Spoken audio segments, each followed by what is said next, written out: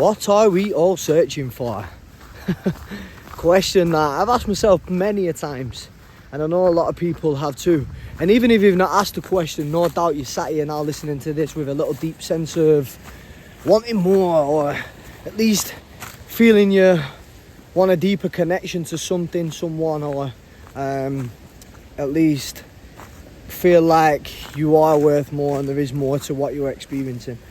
So right, what we're searching for then, that is the big question, isn't it?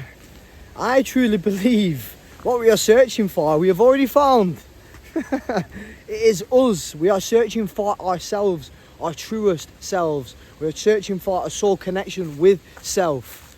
It isn't anything outside of us, and I feel this is where a lot of the issues lie. We're constantly trying to add on, when really we need to be doing the opposite. We need to be stripping back. So if we feel like we have a void to fill, or we are missing something in our lives, a lot of us quickly go to shift our focus and attention to something outside of us. Right, I think I need to get a new job. I think I need a new car. And I no longer need to be friends with this person. I need to cut off from everyone. I need to go to Bali. I need to move to Australia. That'll sort my life out. That'll sort my life out. I need to move out of my town. Cut these people off and da-da-da. I've done all this, by the way. Every single thought I just give to you, I have thought and experienced myself. Buying the fancy car, the fancy clothes, thinking it's going to make me whole, or it's going to change the way I think and feel about myself. And this reality, when really, I just needed to get closer to myself. You just need to get closer to yourself. Learn to love yourself. Find out who you truly are at a soul level. Yeah? Who is the true, authentic you? Yeah, without the labels. Take all the labels off. Let's remove them. Your name, your identity, everything you believe to be true about yourself. If I was to remove that like that, what's left?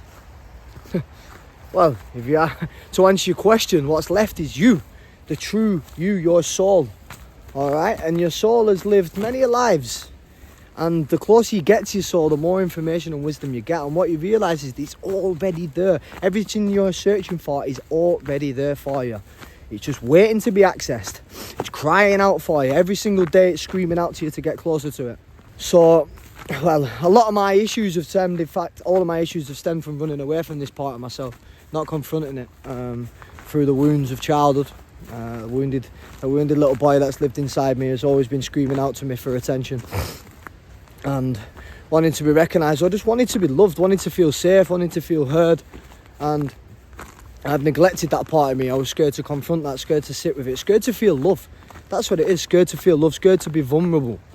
When the older I get, the more I heal and the more I grow, I realise how much power there is in vulnerability. Because you cannot truly love unconditionally without feeling vulnerable. Because unconditional love is going to lead you to feel vulnerable, but also very, very powerful, because there is no conditions, and it is the most powerful feeling that you can feel. I believe there is nothing more powerful than that.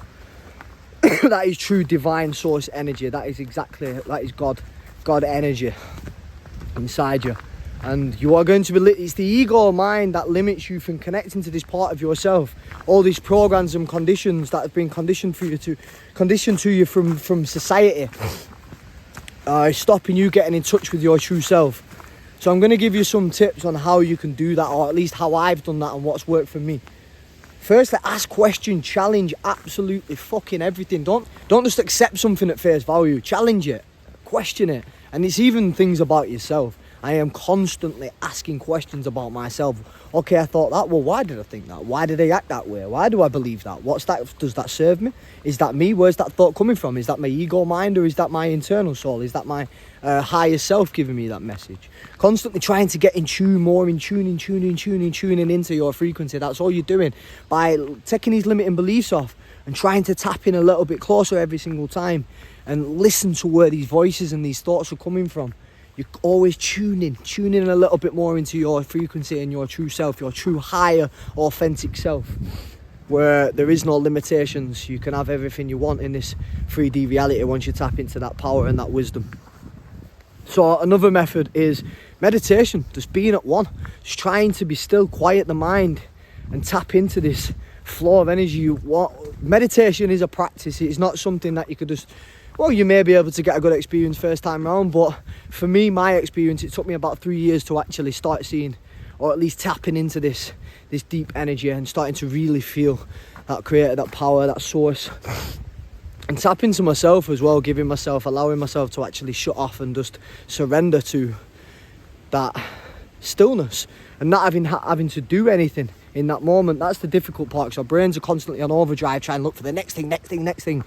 We're constantly in survival mode, which once again is programming. So that's another one.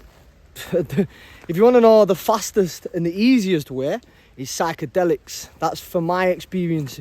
Mushrooms. I've not taken ayahuasca. That's on the bucket list. But mushrooms for me, I had an experience with psychedelics at a young age. I started taking them recreationally first, just for a bit of fun with my mates, and then I realised the powerful of the medicine, and from there began to respect it a bit more. And once again, I'm not prescribing and advised, doing some research and some knowledge and doing it in a safe environment with people who have experience before just jumping in it willy-nilly. Don't take my word. I've disrespected the medicine, and the medicine slapped my ass, let me tell you. I got an ego check real fast. And it was fucking terrifying. I could speak about that in another video. Comment below if you want to hear about my ego death experience. So, yeah, the psychedelics, because what they basically do, they bring everything up to the surface. Everything that you've been running away from and you don't want to be confront about yourself, it gets brought there, and you cannot hide from it anymore. You have to deal with it. So that's healing in its finest form. And the more you heal from this conditioning, the closer you get to God. It's as simple as that. The closer you get to your true self, your authentic self. And it's a scary road. It's not easy at all. I think it's all like blasé. You're going to be away with the fairies rolling around in the fucking mud barefoot with your beautiful wife and dogs, and woo, like hunting and eating fruit off the fucking trees. It don't work like that. You've got to go through a process of pain, fear, judgment, regret, disbelief, challenging everything, destruction, chaos. That's what my journeys look like, and I'm far from fucking done, let me tell you. But you have to go through this process in order to get closer to yourself, because you have to challenge, and parts of yourself have to die time and time again in order for you to be reborn. So yeah, that's what I believe we're all searching for. We are searching for our true self, our higher self, and we're searching for the divine. We want a connection to God, which we are God. We are the God of experience in itself, which once again, strip back this egoic mind. That's what's left. The creator, fractal of the creator. So yeah, hope this helps, guys. Have a lovely day. Josh.